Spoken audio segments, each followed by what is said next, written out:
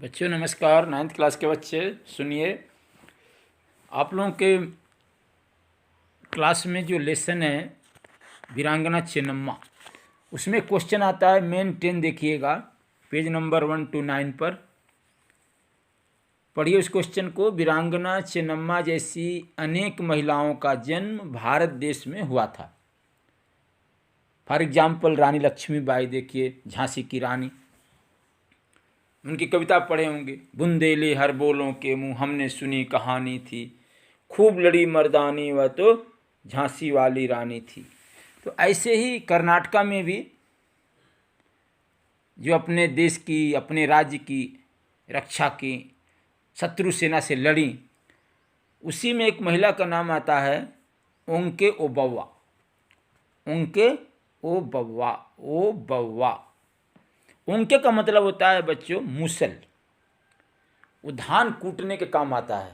उसके नीचे लोहे का लगा होता है, उसके ऊपर में वो एक स्टिक समझ लो, लकड़ी का होता है, डंडा होता है मोटा सा, और उसके नीचे में एक लोहे का लगा होता है जिससे हम धान कूटते हैं।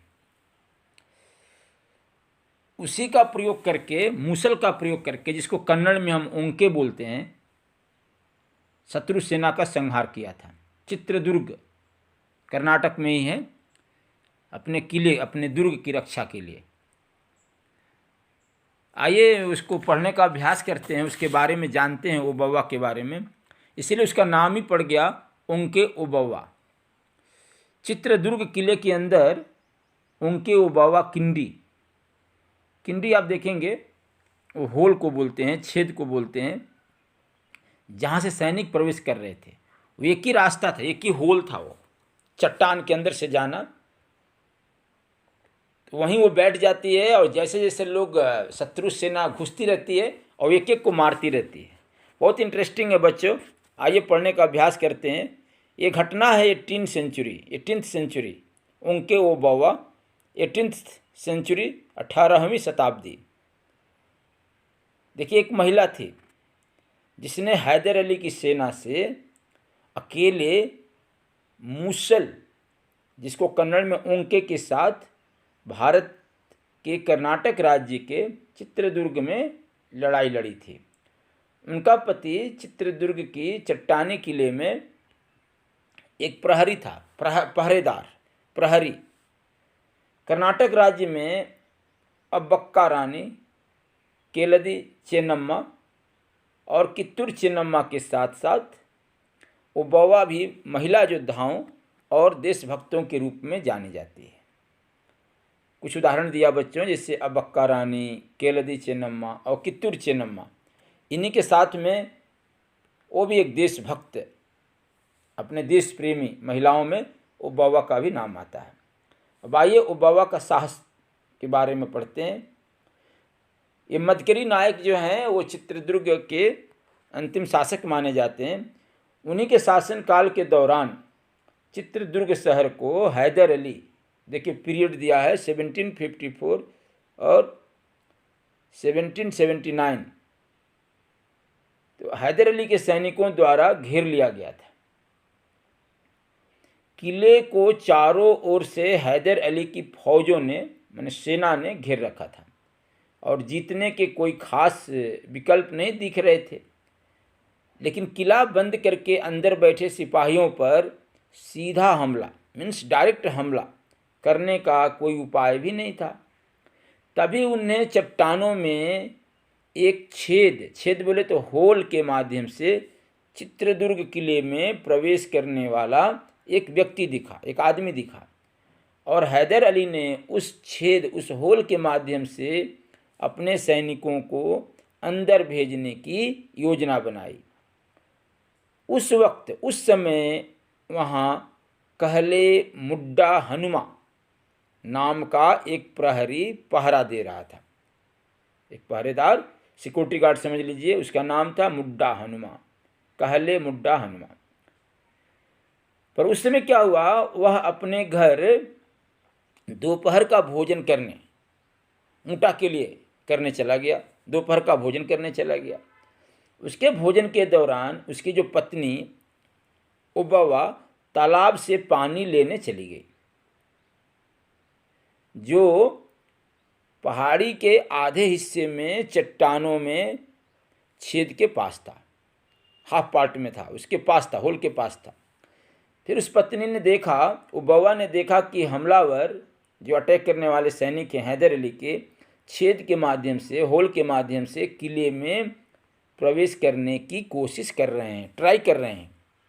तो वह सैनिकों को मारने के लिए ओंके या मूसल, इसको धान को कूटने के लिए एक लकड़ी का लंबा डंडा लेकर छेद के पास खड़ी हो गई, होल के पास खड़ी हो गई।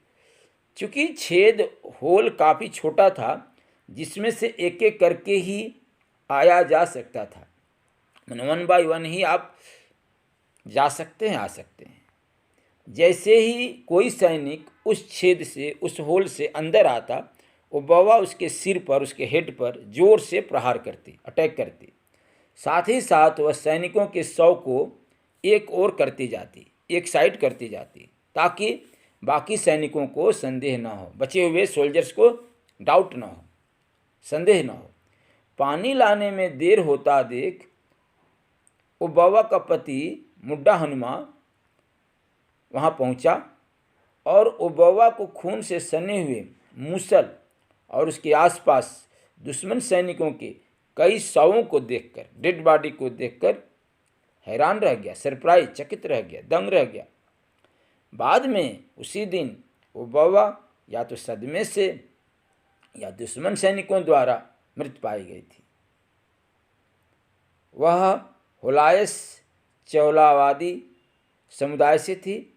हालांकि उसके इस बहादुर प्रयास ने उस समय किले को बचा लिया, लेकिन 1779 के दौरान मादकरी हैदर अली द्वारा हमले का विरोध नहीं कर सके और चित्रदुर्ग के किले में हैदर अली का कब्जा हो गया था। हैदर अली और टीपू सुल्तान के फादर थे। अब देखिए विरासत, उन्हें कन्नड़ महिला का गौरव का प्रतीक माना जाता है। मैंने उबव्वा को कन्नड़ महिला गौरव का एक प्रतीक माना जाता है। वह छेद, होल जिसके माध्यम से हैदर अली के सैनिक अंदर आने का प्रयास किया था, उसे ओंके उबव्वा, किंडी, किंडी मतलब छेद, होल, या उसको ओंके किंडी कहा जाता है। पुतन्ना कनागल द्वारा निर्देशित एक नागर हुआ चित्र के एक प्रसिद्ध गीत अनुक्रम में उनके प्रसिद्ध प्रयास को दर्शाया गया है। एक कोई पिक्चर है जो पुतन्ना कनागल द्वारा डायरेक्टेड है, और नागर हुआ, उस चित्र में एक प्रसिद्ध गीत है, फेमस सॉन्ग है, और उसके क्रम में उनके प्रसिद्ध प्रयास को, उबव्वा के प्रयास को उसमें दर्शाया गया है। चित्रदुर्ग में जो खेल स्टेडियम है, उसका जो नाम है उनके नाम पर वीर वनिथे उनके स्टेडियम रखा गया है।